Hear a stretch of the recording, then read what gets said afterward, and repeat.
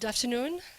Welcome to our workshop, Empowering Women on Cybersecurity, which is a workshop organized by NAUCI, which is the Network of African Women in Cybersecurity. It gathers nice women, ladies, experts in cybersecurity and other fields. So let's hope we will enjoy the session because it's not gonna be heavy. I know you're just came back from lunch, so we're going to keep it like girls talk, friends talk. So our session is about empowering women, and we will be talking about the different threats that women encounter on cyberspace.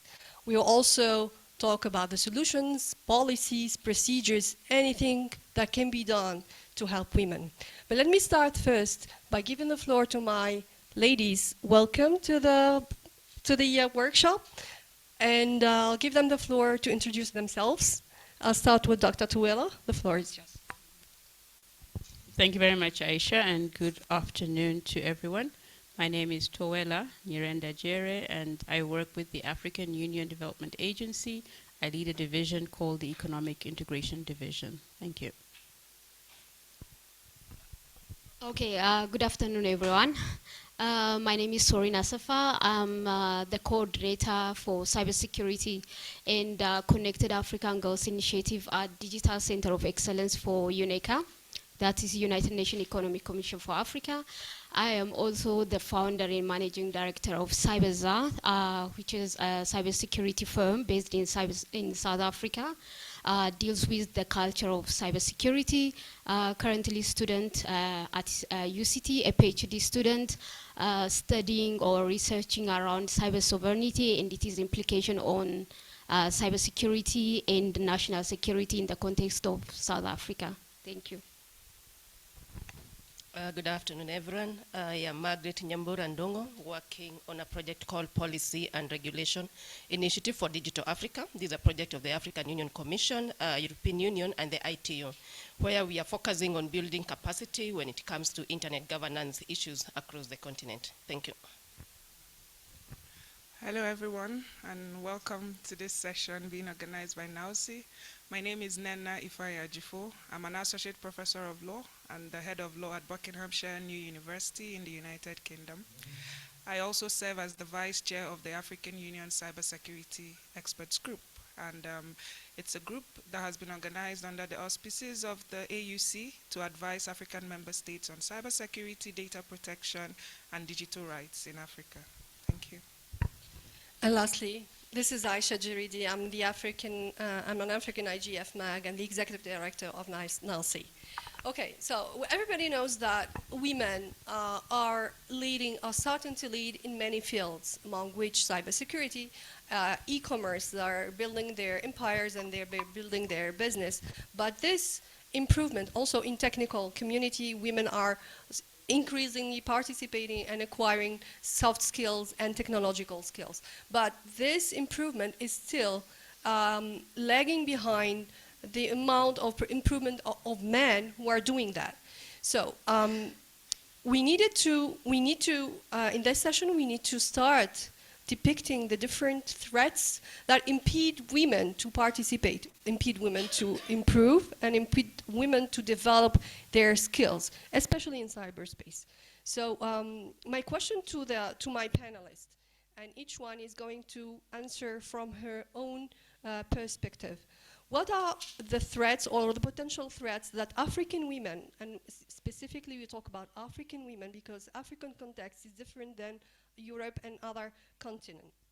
So what are the threats that African women may encounter or face or had to face dealing with, not dealing, but using cyberspace as an entrepreneur, using cyberspace as a student, using cyberspace as just an end user or social media platform. So I would like to start with Tawela. Okay, the floor is yours. Thank you very much, Aisha. So I'm sure that all of us will bring to the table our different perspectives on the question that Aisha has posed on the threats. I would take as my point of departure perhaps a framework that has been developed by an organization called Five Rights. I'm a trustee of Five Rights. And Five Rights basically works to advance the rights of children and young people online. So I'm going to use that as my point of departure and really contextualize that perhaps to the specific case of women and girls as well, to which it would apply. So there are four things, or four broad umbrella headings under which we can talk about the threats that perhaps women and young girls would face online. The first of that has to do with content. So harmful content that is online, that is in some instances targeted at young people and at children, and sometimes maybe that as women and as young girls you would come across perhaps accidentally or unintentionally, but it finds its way to your devices or to your spaces or to whatever it is that you're accessing online. The second thing I think is has to do with contact. So you will see that we are all vulnerable to being contacted by people that perhaps have malicious intent. So whether it is in terms of being trafficked, whether it is sexual exploitation, again, we face that vulnerability in terms of the way in which we engage with online spaces. The third one has to do with conduct online. I think we're all aware of instances where women and young girls become victims and targets of cyberbullying online. And specifically in instances where maybe they may not know how to deal or navigate with that, and especially for young people, it does become quite a problem and can even lead to cases of people actually committing suicide because of cyberbullying. And then the last one has to do with what we would call contracts. So it has to do now with commercial entities that perhaps target women and young girls in terms of how they're engaging online, diverting or directing them perhaps to spaces where they find themselves unwillingly entering into unspoken contracts with service providers and find themselves maybe exchanging their data and their privacy for access to content. So maybe let me stop there and then allow others to also input. Thank you so much, Tawila. Very interesting points indeed. Let's move now to Nena. Can you give us your... Okay, to Sarin. Okay, I'll keep the same order. Okay, Sarin, so the same question goes to you. What, according to you, how do you identify the threats that women face on cyberspace? Okay. Thank you for the question. I think for me, in the context of Africa, I don't think Africa faces a unique issue when it comes to online threat. I think, yes, we can spotlight on Africa, but working in cybersecurity field for quite some time, I feel like there are three actors: the perpetrators, the victims, and the platform itself. So what role each actors play in the whole digital ecosystem? So my thing is there are issues like cyberbullying, online harassment, trolling, and now even in current, like the new trend is revenge porn, where women are usually get exposed from teenage age in high school and at later even age. But most of the threat comes in because most people do not understand the implication of the act. We use the word cyberbullying. When we put cyber in front, some people feel like it is a space which is detached from our own reality, but cyberbullying is similar to what bullying experience in offline world. So most of the threat happens because number one, the actors do the crime, let me say the revenge porn, do they even understand what they are doing or the implication? In high school, you see for example, young girls, even girls itself, they can be even the perpetrators. They are not always the victims. They exchange nudity between each other. Do they really understand the implication they have? So those kind of things are, I think, more or less has been a growing trend. If I go back to South Africa, now cyberbullying, based on the statistics provided by Vodafone, 43% of young girls feel like cyberbullying is worse than drug. And you hear young girls and young women killing themselves because the threat, the online threat doesn't stop online because it has implication, as Dr. Tuela put it. Some people commit suicide and it happens. It's becoming even a trend. So that's my input. Thank you. Thank you so much, Serena. And what's really important, and I find it really interesting here, is that, first of all, cyber threat starts online, but really ends badly offline or in person. That's one. And second, here, we are supposed to deal with women as ones who receive the threats or face the threats. Now you have underlined that women themselves and girls themselves can be source of a threat unconsciously because they are not aware of what they are doing, their deeds, and the implications of their deeds for one reason or another. They become themselves a threat and to other women. So I would like to hear more with Margaret, please. Thank you very much. And I'd like to agree with what Sorina and Toera have said, that for one, in the global digital ecosystem, there are quite a number of actors. And all these actors, they come with different intentions. There are those who are doing productive activities. There are those who are there to benefit from either people's lack of knowledge, lack of awareness, and exploit those loopholes. And when we look at the African context, and I've done quite a lot of research focusing on low-income households. And again, there you find there is inequality when it comes to access to these digital technologies and even control of them. Therefore, women are always disadvantaged at that level. But then even when you have the technologies, you have the devices and the like, there is the issue of time. Do women have adequate time to start looking at what their children are exposed to? And that's where, again, we need to link when we are focusing about women's safety in the cyberspace. I think we also need to focus on the children. And I'll put myself as an example where I am a mother of triplets who are 8 years old. With that, they all have different interests in the cyberspace, and they want to go to the internet and the like. Do I have time to keep on seeing what are they watching? How do I get information that can easily make me, first of all, be part of their digital space, but then also I'm able to work? So those are some of the challenges that I'll find women facing, that there is quite a lot of information in the digital space. There's nowhere where you can be able to classify this information. I know there are regulators and service providers that would want, or they are attempting to do so, but are they reaching the women in the rural areas? We are talking about broadband up to the local area. When you have internet and you don't know what to do with it as a woman, what are the various options? What do you end up doing with it? We have all these young people who are very innovative and they do all sorts of things in the cyberspace. So again, those are some of the challenges that I see from where I sit. Thanks. Thank you so much. Yeah, word to you, Nina. Go ahead, Okay. please. I would address the question from a legal kind of policy perspective. And the first thing I want to say is that we would be fooling ourselves if we say that ICTs are gender neutral. Computers, ICTs, they are not gender neutral, and they are very, very conscious of gender specifics. And I want to say this because the gender issues you see offline exist online. We need to understand that as a basis. The gender threats that exist offline have transcended online, the same way that the issues you have traditionally are happening online. And when we understand that, we begin to address those challenges from more of a contemporary or digital age. And, you know, my colleagues have all highlighted so many of the issues: cyberbullying, revenge porn, cyber harassment. Bringing it down to Africa, Africa is a patriarchal society.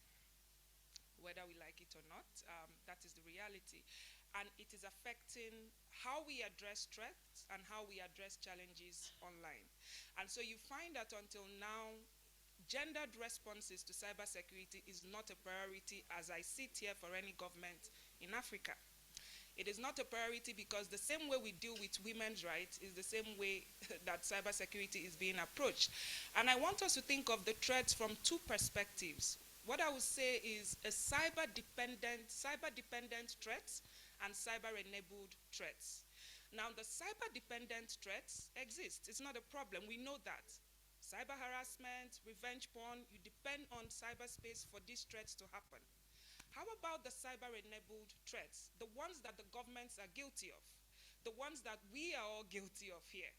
that without realizing, we make ourselves vulnerable to these threats. And these threats exist because, firstly, lack of awareness, lack of skills, the lack of capacity, the lack of prioritization in Africa. We need to think about, when we talk about threats, these aspects of cyber-enabled in terms of institutions, in terms of policies. Now, women specifically are not being called upon to make cybersecurity policies. We further enable threats because there is that vacuum in terms of policies. Human rights are being breached, specifically in relation to women. We enable them, not because it's the computer per se. When internet restrictions happen, nobody thinks about the threats, the resulting threats. We're talking about women empowerment. We don't think about the economic impact as well as to when we tackle cybersecurity, when there are internet restrictions and how they affect women. So, as we go forward, I think that we need to conceptualize threats in Africa. What is cyber dependent? What is cyber enabled? And how we contribute to this threats, because sometimes it becomes very artificial, when in fact it's very practical and it's happening based on the nature of African society, which is very patriarchal and not very considerate of gender issues. Thank you. Thank you, Nina. Yeah, I cannot say more than you have said. And I thought it's important in this panel to give some time to depict the threats. Why? Because we will be able to see the implication of the threats, and then from the implications, we can think and create or come out with solutions, procedures, policies, recommendations, anything that can help women in facing these threats. So now we're going to move to the second part of our presentation or a workshop, which is the solutions. What can be done? So now we know the different threats from different angles. What should we, as private sector, as civil society, as government, as parents, and who should be more implicated than the others? Or do we all have rights, or does all stakeholder have rights or roles to play in coming with procedures, solutions to these threats? So I would like maybe to start with Toela again.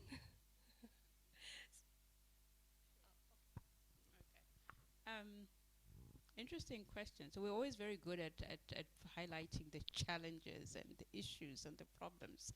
When it comes to solutions, then sometimes we sort of fall short and we start scratching our heads.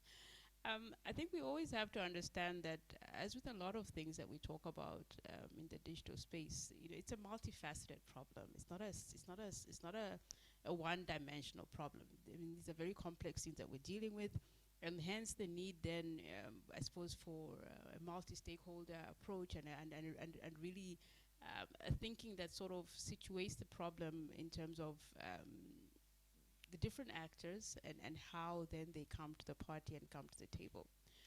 I think one of the biggest challenges perhaps that we have in terms of dealing with cyber issues and cyber threats, and especially on the continent where we have perhaps close to 70% of our population that lives in the rural areas, a significant proportion of that perhaps is not pencil or pen literate and maybe not even digital literate.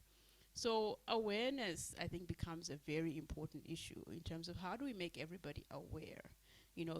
ICTs, digital technologies, digital services are good and great. They empower us, they enable us to do a lot of things, to trade, to learn, to communicate, but then they have a dark side. And sometimes we don't understand that dark side and we don't understand how to deal with it.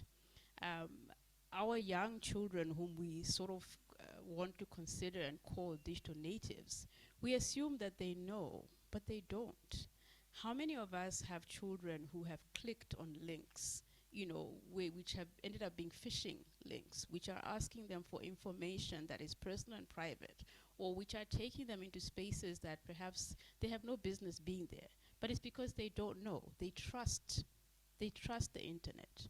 And we have to be able to teach them to understand that the same way that we tell them when they're crossing the road, look right, look left, look right again, and then cross.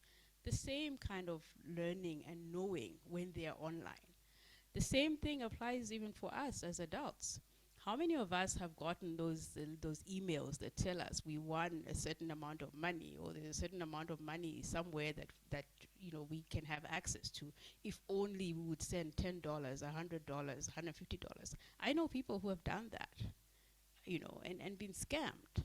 And these are not illiterate people. These are people like myself, well-educated people who, again, get taken because it's, again, that lack of understanding. How do I discern that this is a genuine email from who it says it is and not something that's trying to get my personal data or my personal information?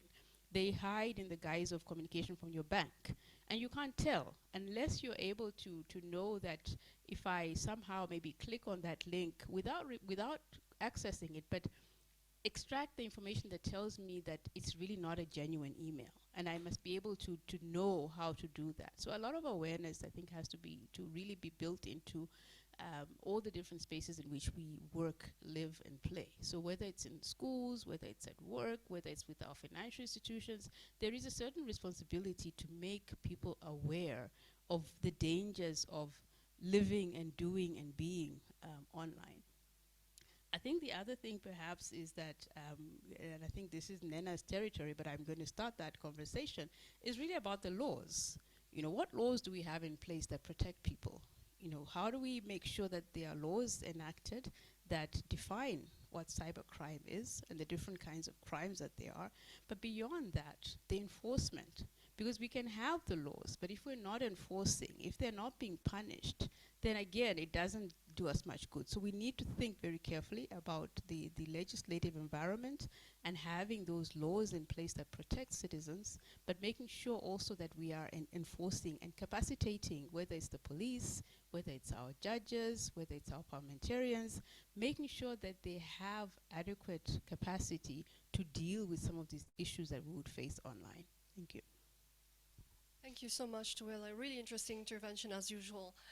So what I retain from what Tuela has said is trust and awareness. And there are two terms and two values which are really, really heavy if they are given in or put in its wrong place.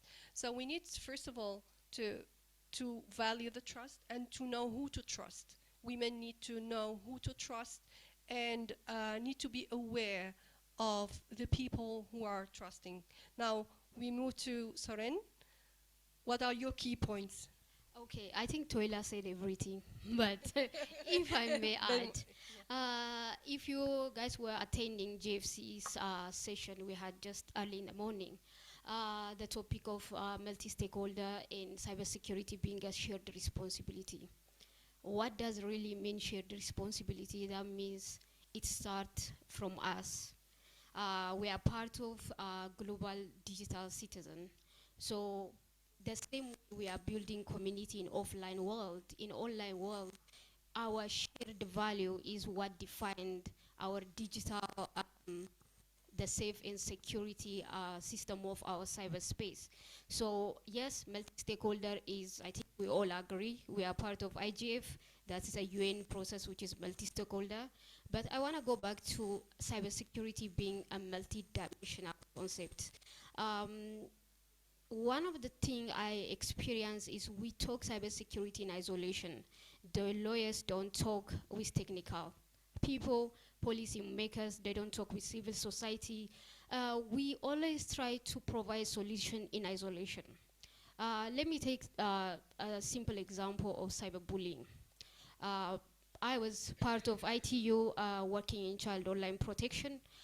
So many guidelines will be created for online protection, be it for young girls or teachers or guardians.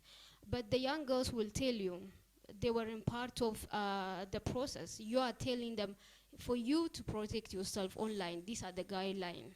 How come you create solution without even involving the victims? That's why most of our guidelines or framework or policies, they never get used because they created out of imaginary, maybe from European standard, we think that's the best one. We never localize it or contextualize it for the people we are providing solution. I think the most important thing is multi-stakeholder is very good. but we need to involve the people that we want, the policies and the legal framework or the technical system we want it to use. I think going back to us being women and being a victim, we have to not being a victim and understand what do you call digital hygiene. Whenever we are living in any country, let's be it, we need to be a good citizen. The same thing apply in a digital world. How do we become a good digital citizen? What is our responsibility? I think Toela mentioned a few of her tips. The same way we cross road, we don't just cross, we just look left and right. So where we, as soon as we are online, we just do everything we want, we never think, and we expect nothing bad to happen to us. So we have to take our power back and understand what is my responsibility in creating a safer, secure online system. One last thing I want to say is cybersecurity is a chain. We are as strong as the weakest link. So even if we have the best legal framework, the policies, as long as we don't have an aware user, we don't have a secure system or a secure cyber system. So we need to look at cybersecurity as a multi-dimensional issue. We need to try to solve issue in a multi-stakeholder, and we need to look at it where a connected chain. Once any chain is weak, the whole chain is broken. Thank you. Thank you, Soren. Again, the concept of awareness, but this time the awareness of multi-stakeholder, of the gravity and the importance of carrying out cybersecurity as a priority in their agenda. Now I'll give the floor to Margaret to talk about the solutions, procedures. How can you see what should we do? What should be done to face the threats and to empower women? Thank you, Aisha. And I fully agree with my panelists that first of all, when it comes to cybersecurity, is a multi-stakeholder approach. Everybody must be involved, not just the women, men and women, children, the old. Let us all come together and exchange knowledge and see how best to be safe in the digital space. And again, when we come to the rural women, they are always forgotten. And again, broadband is going up to the rural part of every part of the world. And these women, they need to be awareness creation needs to be done. A lot of training needs to be done. And during COVID, I spent quite a lot of time in my village. And I realized that, first of all, the women, they have time. And the places you need to meet them, they spend quite a lot of time in the health centers, in the villages.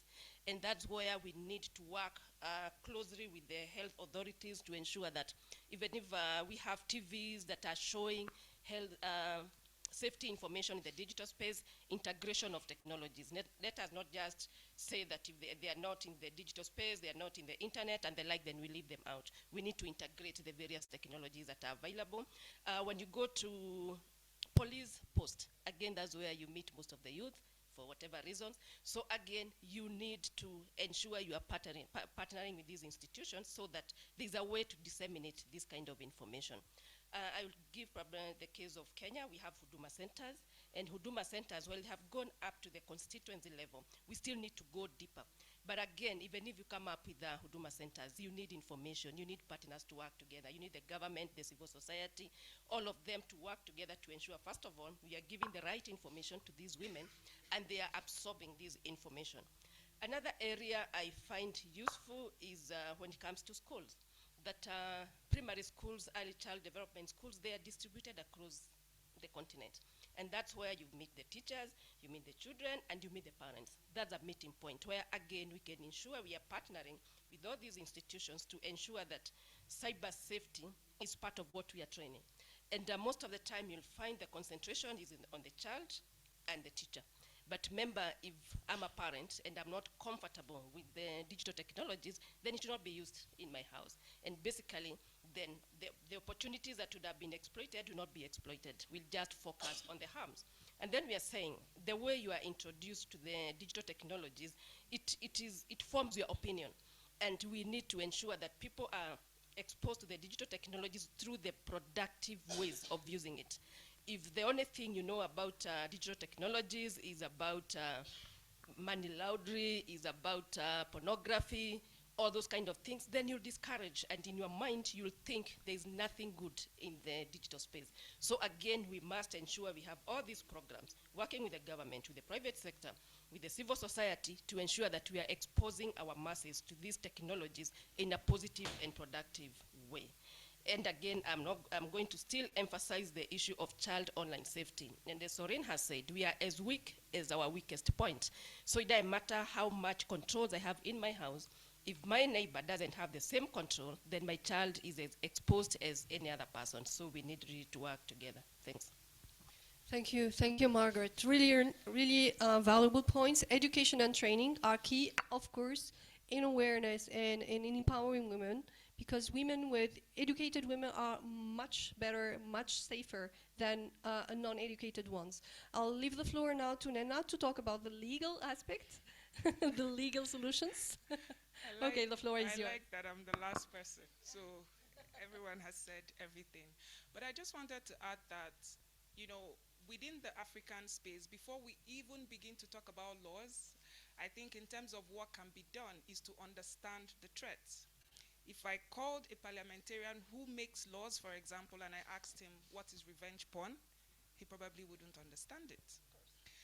In the whole of Africa, I think it's only Cape Verde that had even made a move to criminalize, that sort of, So when you look at African laws and policies in relation to cybersecurity, sometimes I feel it's so much of a transplanting.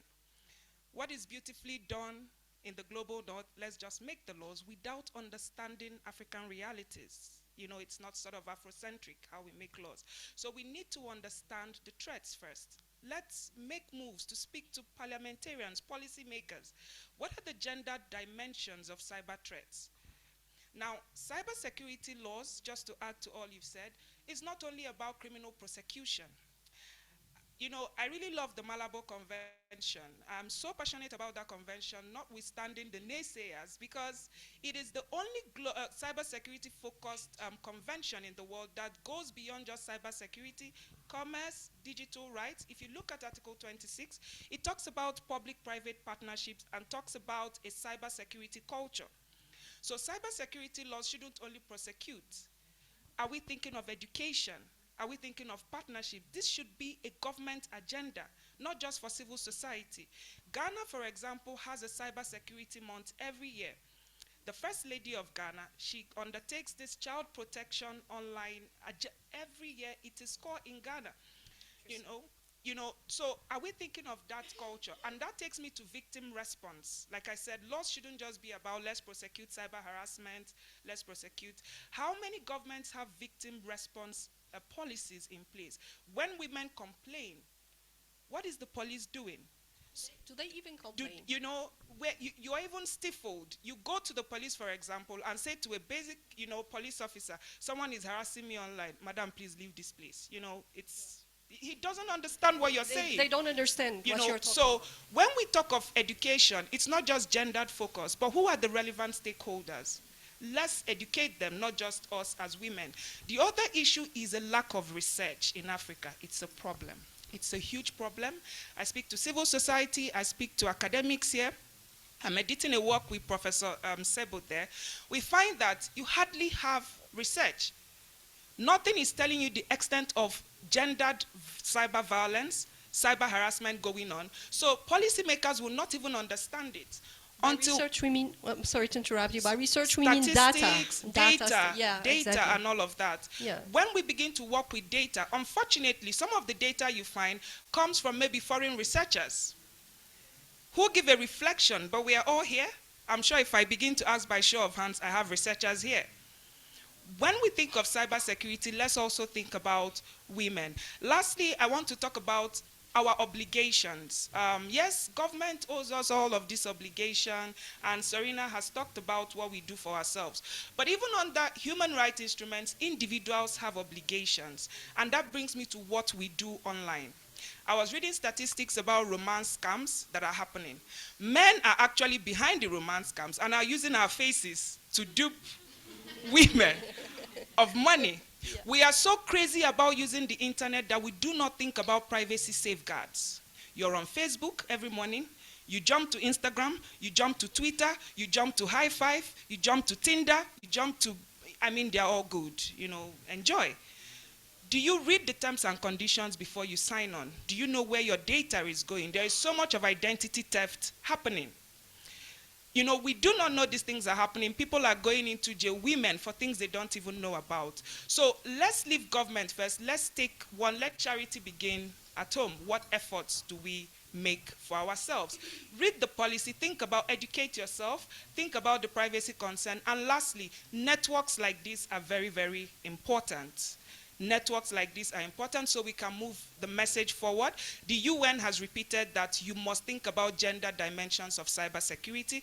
There is so much now going on at the UN level. Let's bring it down to the regional level. With the African Union, the sub-regional bodies, networks like this will be vital to what we can do to change the agenda in terms of understanding gendered responses to cybersecurity. Thank you.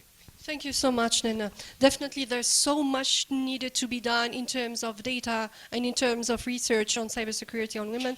Now I'll go back to my panelists, but I need to leave the floor for the audience if you have questions or online questions. Do we have questions online? Yeah? Do I need to come there to read them? Okay.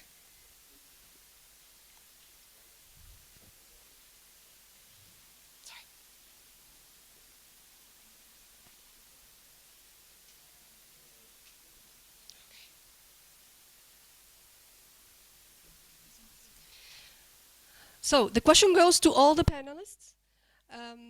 The question is, are there any initiatives aimed at supporting professional training in cybersecurity for girls and women? I think there is a need to have more tech women in the cyber security sphere. Yeah. So who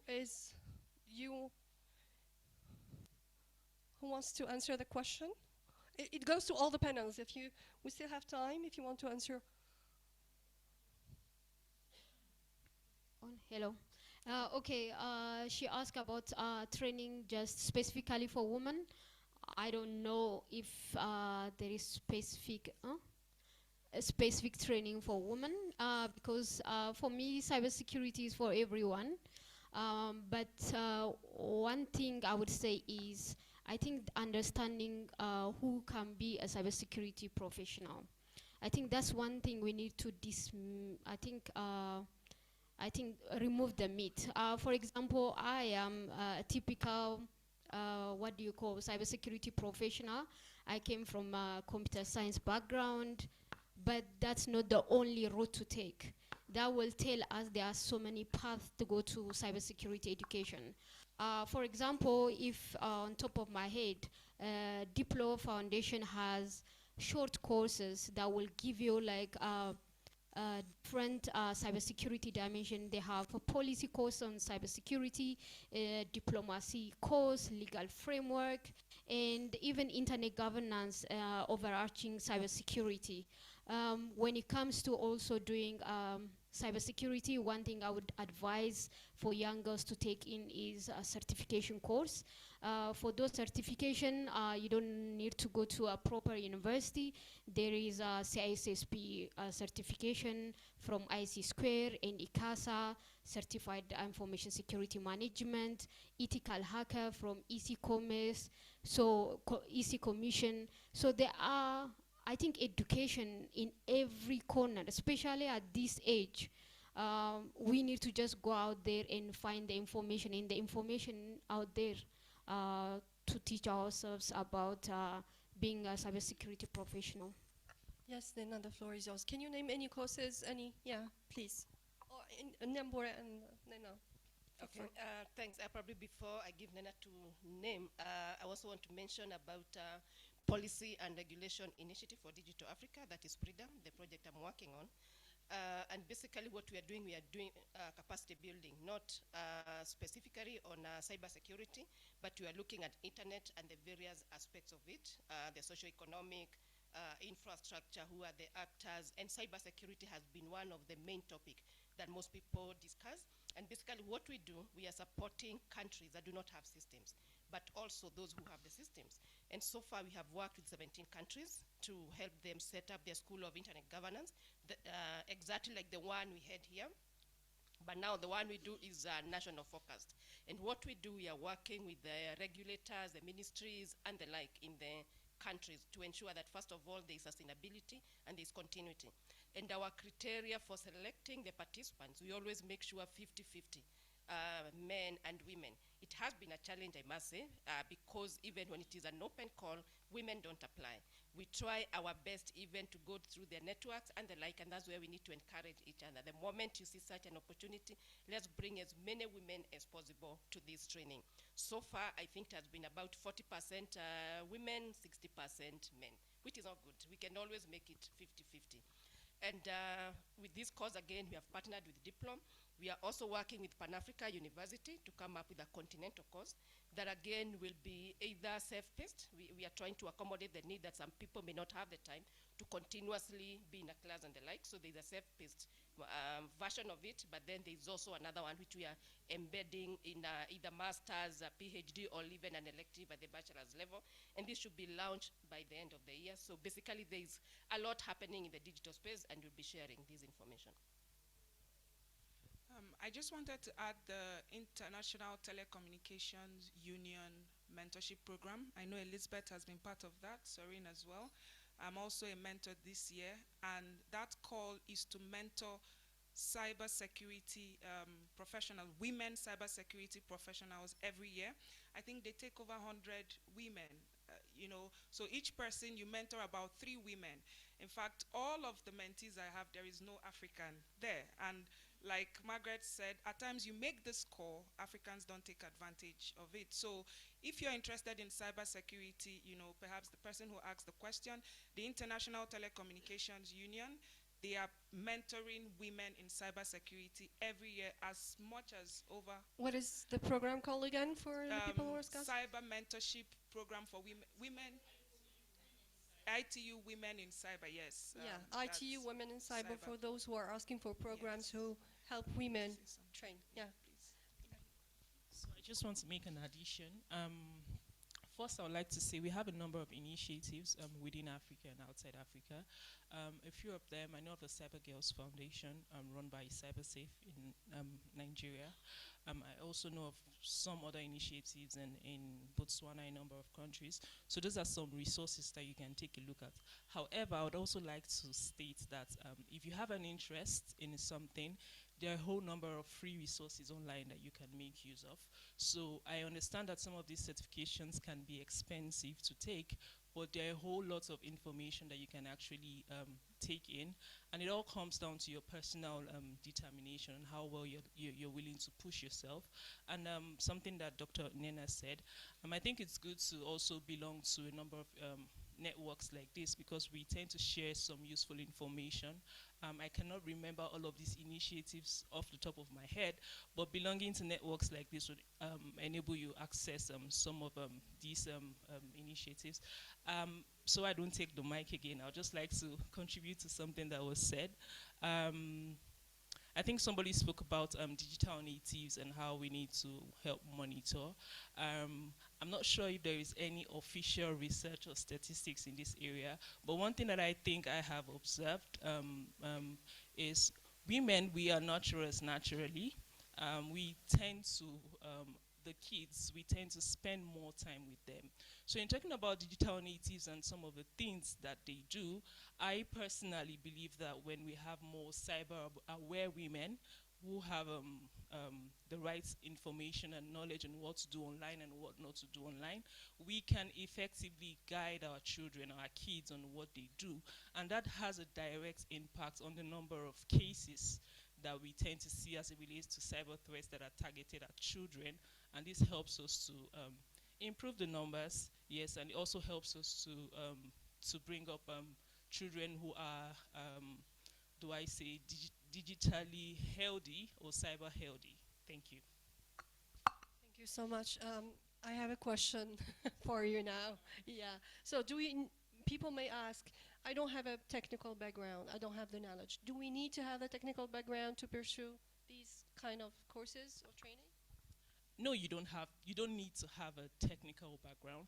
Now, when we talk about cybersecurity, a number of people tend to think that it's all technical. There's so many different areas to cybersecurity. Whatever interest it is that you have, you can always find the cyber components and merge it. If you have an interest in the health sector, there's a way you can merge it. The legal aspect of it, there's so many ways, so you don't really need to have the technical background. And even if you don't have the technical background that you want to go technical, it is very possible for you to actually build capacity towards that line. And like I mentioned earlier, it all boils down to how much dedication and time you're willing to give to it. And yes, some people have to do a degree. Like for myself, I had to go through a 5-year degree. But I promise you that with the right dedication, in 3 to 6 months, you can actually build the right capacity to help you to function as a cybersecurity professional. Thank you so much. Yeah, you have a question there? Yes.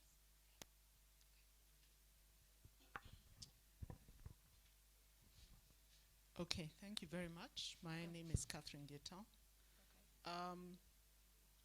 Are we dealing with two different things? I'm all for women entering the cybersecurity space, but I think the thing you've been discussing is something I would call cyber hygiene. So, cybersecurity is like becoming a doctor. Cyber hygiene is what you do in the home to keep your family safe and healthy, health-wise. A study done in Kenya many years ago found that primary school teachers had the healthiest children.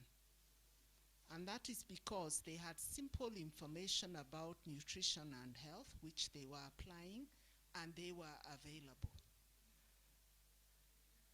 Do we really need, yes, we need a lot more doctors, and I think a lot of them should be women. But I think what we really need is simple information that helps mothers, fathers, ordinary people create a cyber-safe environment for their families and the places where they're operating. Thank you so much. Yeah, really interesting point. And I like the concept of cyber hygiene. This is my first time to, but I think all houses, all African houses need this cyber hygiene. And women and parents especially need to perform this very often. Yeah, so now I'll give the floor to Toela, sorry. And this is a workshop done by NALSI, and I cannot just pass without talking about NALSI and its role in helping and empowering women, capacity building wise. So I'll give the floor to Toela. Do you have any questions? The floor, the audience. No. Okay. So we go at Toela. Thank you very much, Aisha. I think maybe just before I talk about NALSI, I think the point that Catherine is making perhaps is an important one. And I think it really has to do with, we talked about the fact that cyber issues or cybersecurity is complex. And when we look at, the kinds of capacitating or the kind of information and knowledge that is required, it's at many levels. You can think perhaps of a pyramid or a triangle, and we know that at the very base of that, which is what is holding up that pyramid, is all of us. We all need some level of awareness, knowledge, information about cyber issues, cyber hygiene, cyber security, etc. And as we go up the chain, then we start differentiating in terms of the different kinds, perhaps, of specialized knowledge that might be required. So some of us who are working perhaps in the different sectors, whether it's banking or health and so on, we may need a little more knowledge than that broad level of knowledge. And then we keep going up. So until we get to the point where at the very top we have the likes of Nena, who are people who are, PhDs in law, etc. So I think we have to understand the fact that there's a need for us as stakeholders to really look at the different levels of our society and really understand who needs to know what at what level in order for them to be able to engage effectively with the internet, with online spaces, and so on. So I think a very good point, and I think very important to really understand the need for different kinds of expertise, capacity, and knowledge at the different levels. The other thing that I perhaps would want to mention is really looking at, I keep going back to children because girls are children who grow up into being young women. And we're talking about women here, but some of these issues obviously are across the board.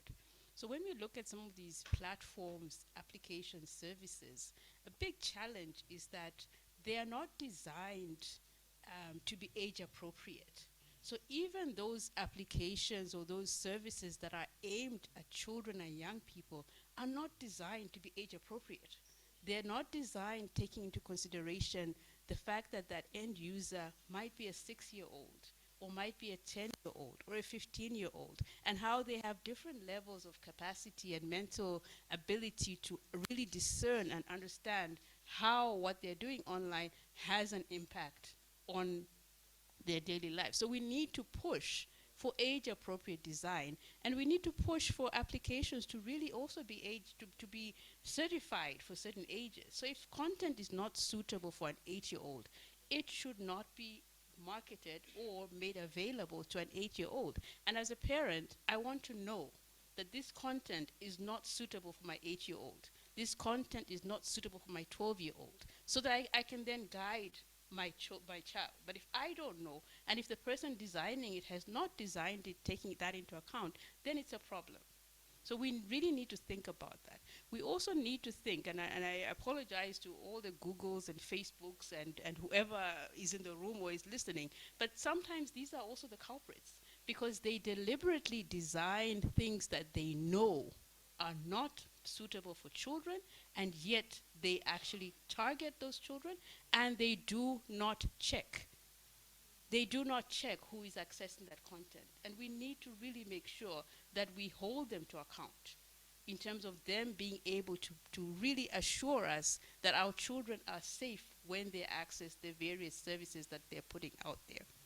I think maybe just to go back to Aisha's point, and I think what has been discussed about the different spaces and how we can engage and interact. Of course, there are many things, entities out there.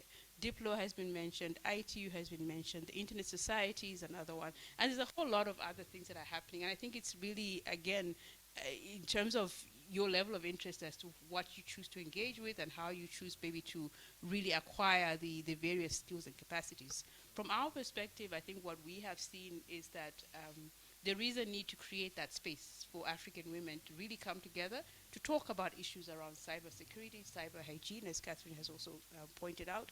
And this is really what NAUSI is all about. So the Network of African Women in Cybersecurity is really aiming to be that platform, to be that space, to be that place where we can have that collective voice that enables us to, number one, advance the idea that we need to really incorporate gender perspectives and gender considerations in all different elements of our online and interactions and engagements, and also to advocate for the fact that there needs to be, I think, a concerted effort to build the capacity of women and to really enable women to be more active players in the digital space. Thank you. Thank you so much, Tuwila. Yes, you have the floor, Lucky. Go ahead. Yeah, thanks, Lucky Masilela here. Now, am I hearing correctly that we are now setting minimum literacy standards for parents to be able to go through all those social media platforms and check what the children are accessing? And two, are we saying that there isn't sufficient data that is African when we say we are transplanting or almost forklifting information, data points that we're using to understand our situation and begin to talk to it as we address the issue of cybersecurity and women? I think it's the case. Yeah, go ahead. I think to answer your question or your inquiry, I think it's the case because African context is a little bit different than other contexts, and African even threats are different. So I think for that we need to design our prototype or template for measures to fight these threats, because we do not. Our educational system are different. Our, the education of our parents is different, so that's why we need different templates or different programs for us, designed only for Africans. Yeah, they have the floor, Ida. Oh, yeah, thank you. Thank you to the panelists and the interesting questions. My name is Ido Pokumensa, and one of the things that I wanted to raise that maybe now C can consider is that, yes, there should be a focus on the internet, but on a continent where mobile applications is on the rise, and mobile technology is indeed our entry point into the so-called digital economy, you are seeing that even cyber crimes and the cybersecurity concepts are being challenged in the use of this very basic technology. And we need to, and I like Nena's point that what is cybersecurity in the context of Africa? And when you bring it down to that, then mobile technology and its security becomes a grave concern, and it's important. And that the rural women, the uneducated women who have no access to internet have access to mobile technology, and they're vulnerable too. So what is it that we need to do to make sure that we capture that? I'll give you an example. There's a spam going around where people are collecting people's cell phones. They're then able to hack their phones and hack their mobile money.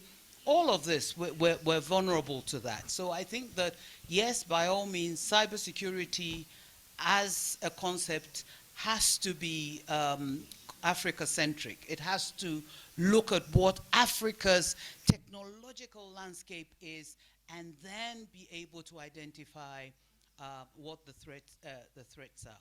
The other thing is that, and again, when we come to training, there's a group of women that are going into schools and educating young girls as young as 6 years old. Why? Because they're the future, and they understand the internet so much better than their parents.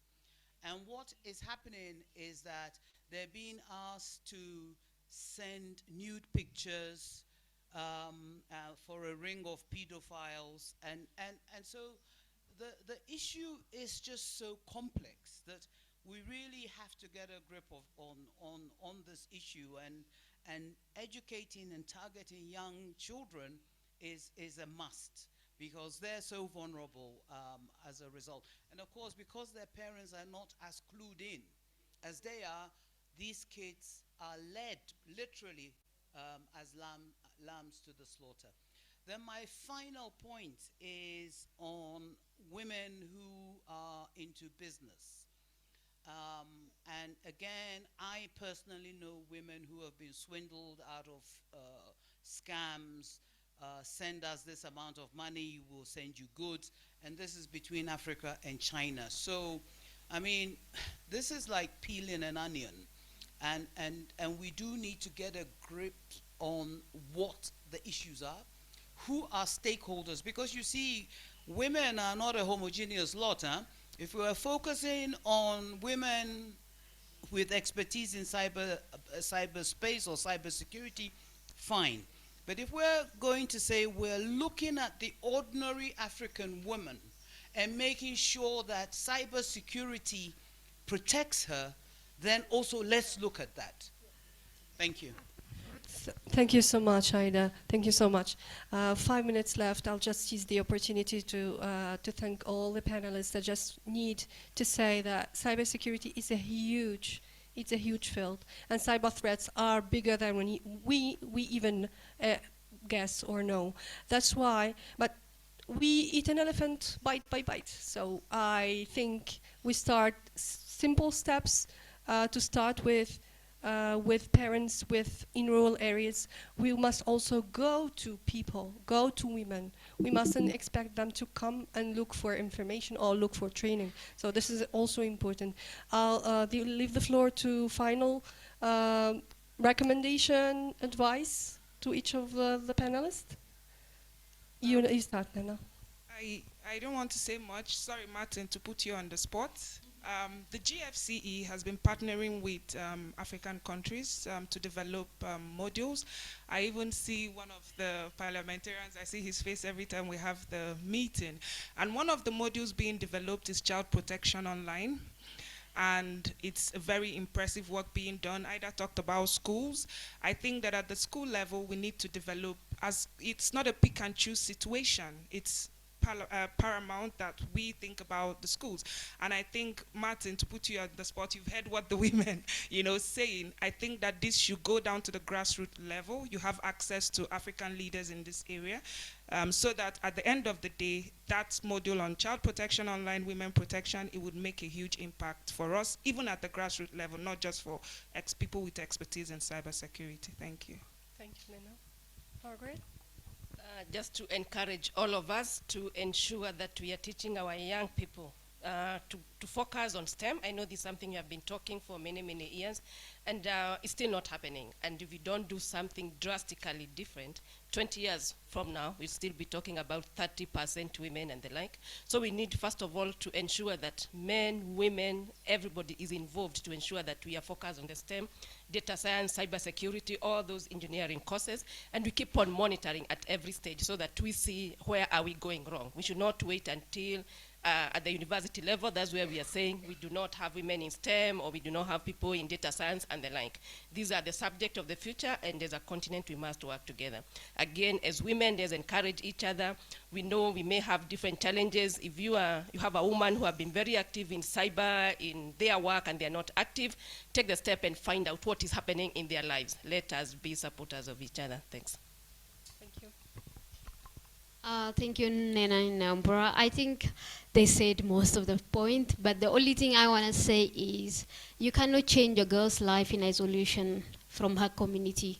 Without changing her community, you cannot change her life. If we want to talk about cybersecurity, like women in cybersecurity, be it in profession or in education, or a threat to a woman in cyberspace, both men and women need to be in the table to discuss. We cannot just talk about women issue alone, women and go back, live with the man. So I am grateful to see so many men in this workshop. I think whenever it says women in cybersecurity, we should be able to he for she championship. So thank you so much. Thank you, Serene. Thank you very much. So I think my last words perhaps would be context matters. Let's not be afraid to say that we want to contextualize cybersecurity to Africa. It matters. So we have peculiar needs, we have peculiar challenges, we have peculiar contexts. Let's not shy away from that. Let us look for solutions that work for us. Lastly, if cybersecurity is an onion, let's peel it. Tears will come, but at the end of the day, we'll have peeled the onion. You rock it. Thank you so much. I would leave you on these positive notes. I would thank our panels, my panels. Thank you so much, ladies. Thank you for attending. Thank you for choosing our workshop. We will be happy to see you, and we'll be happy that you join NALSI on nalsi.africa. Thank you so much.